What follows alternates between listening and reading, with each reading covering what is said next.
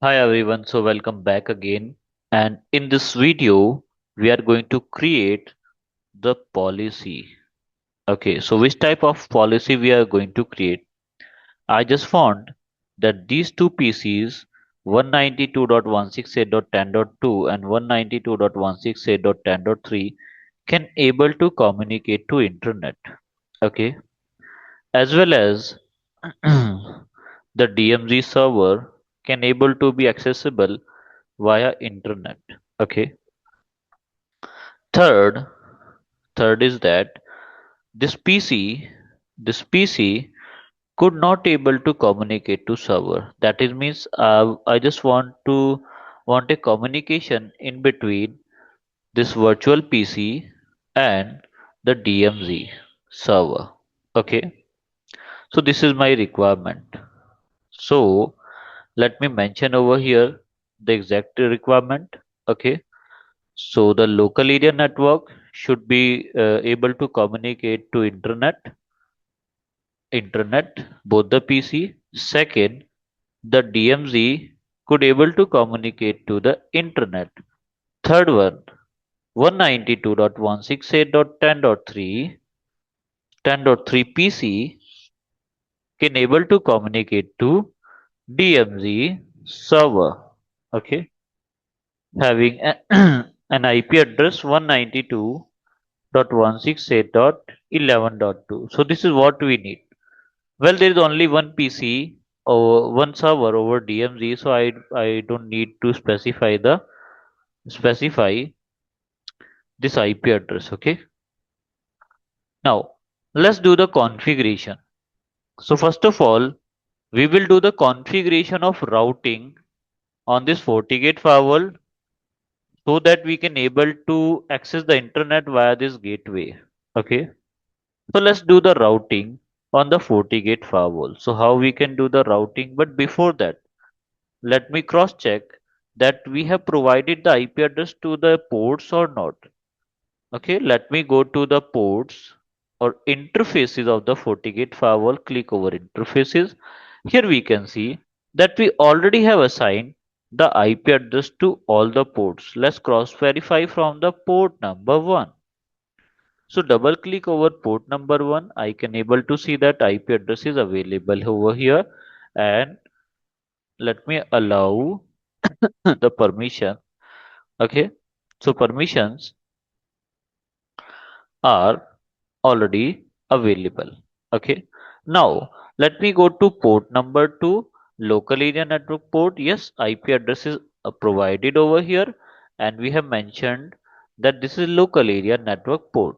Okay, the alias is local area network. We already have mentioned over port number 2 with an IP address 192.168.10.1. Let me cross check the port number 3, that which IP is provided to the port number 3. Okay, so let us go to the FortiGate firewall interfaces. Check the port number 3. Yes, port number 3 is DMZ, demilitarized zone, and it is having the IP address 192.168.11.1 and the subnet mask. Okay, so everything is working perfectly. So IP address is provided to all the PCs as well as the interfaces. Now let's do the routing. So which type of routing I'm going to do for the firewall? I'm going to do the default route. Okay. In default route or static route, basically default route is also the part of static route, in which I'm going to allow all the network with the help of default routing configuration in static route. So how we can do that? Go to the go to the network and click over the static routes. Okay, click over the create new. What I'm going to do, I'm going to provide the subnet for the same. So here is my destination 0.0.0.0 default route, and my gateway IP, which is the gateway IP 192.168.92.2, which is providing the internet 168.92.2. Okay, so interface is basically the WAN port, wide area network port, and I will click over OK. So whenever I will do this configuration, my static routing will be enabled on this port number 1. Okay, with this gateway IP. So we have done the configuration of the static route. Now it's time to create the policies. So first of all, I will create a policy in between LAN and the WAN, local area network, and the wide area network to access the internet. Okay. So how we can do that? Go to FortiGate, click over the policy and objects, firewall policy, create a new, name LAN to WAN policy. Okay. LAN to WAN policy, incoming interface is local area network, outgoing interface is obviously the wide area network. Okay, here we can see the incoming interface of firewall is coming from LAN, and here it is wide area network port, port number 1. Okay, outgoing interface will be port number 1. Let me select that. Okay, this is how we work. So let's go to the FortiGate firewall now and do the same. So the source is what? The source is so in source, what I want to allow. In source, I just want to allow every single PC or devices connected to the LAN. Okay. So I will mention here all. Okay. In destination, it will ask for the user IP or the subnet. So I'm going to click over all. So that is means in destination also I'm going to allow all to communicate. Okay. Now, what about the services? The services means which type of services I want to allow, like HTTP, HTTPS, IMAP, POP3, DNS, and so on. So I'm going to click over all over here also. Okay, all. So this is how we can create the policy, and now I'm going to click over OK. So we have created a policy from local area network to wide area network to run the internet. Okay, let me cross verify all that by opening this Windows PC. So let me go to this Windows PC now. Okay, here is my Windows PC. So go to my web browser and let me check is I can able to open the google.com or not. Yes, I can able to run the google.com. That is means my policy is successful. Okay, let me search Wikipedia. So it is searching Wikipedia. Okay, so that is means my policy in between the internet local area network to wide area network is successful. Okay, now so first task is done. The second task is I just want a communication in between DMZ and internet. So let's create one more policy. So this is done now. Let me mention over here. It is done. Second one. So let's create a policy in between DMZ and the internet. Okay. So I will click over create new. Which one? The policy from DMZ to wide area network. Okay. Internet. This is basically for internet. So the incoming interface is what? DMZ, and outgoing interface will be the wide area network. Okay, the source will be all and destination will be all. Just I just want to allow all the devices. Okay, the services allowed will be all. Okay, well, we can also select the specific services like FTP if it is an FTP server. If it is a DSCP server, we can allow the DSCP, NTP, DNS, okay, routing information protocol. So whatever I want. If you want only web access, so you can allow HTTP, HTTPS, okay. If you want only ICMP, so you can click over ICMP.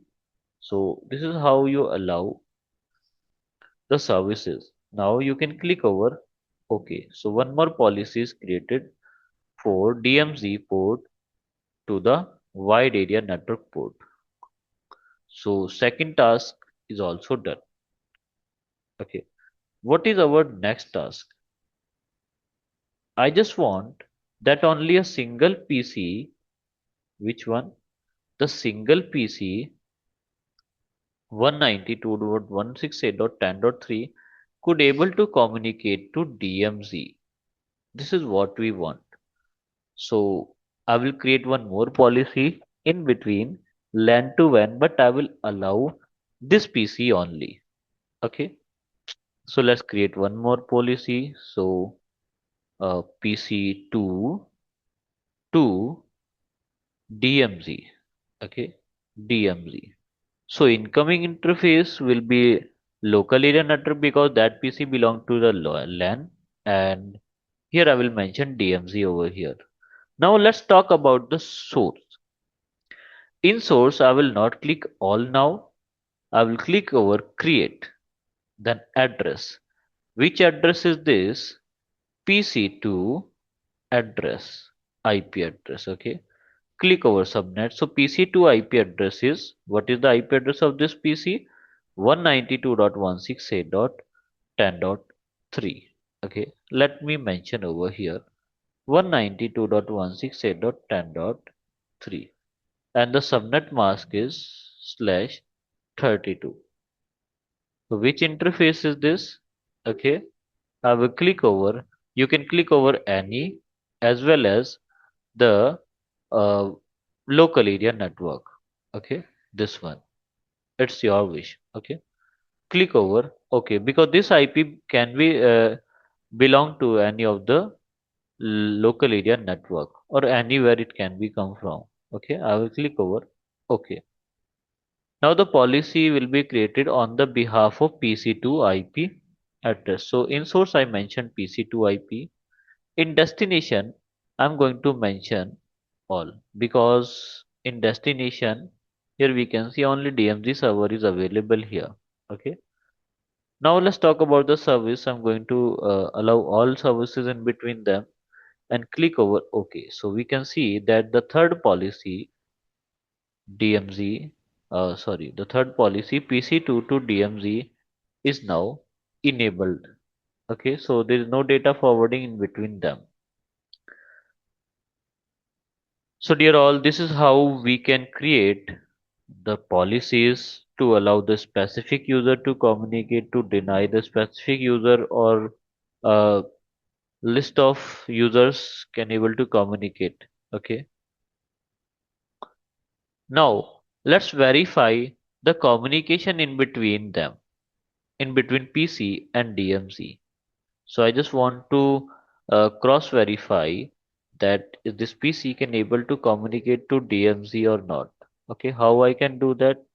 By putting the ping command on VPC. So I will go to the VPC, put here ping and 192.168.11.2. So here we can see we can able to communicate to the server with the help of this firewall policy.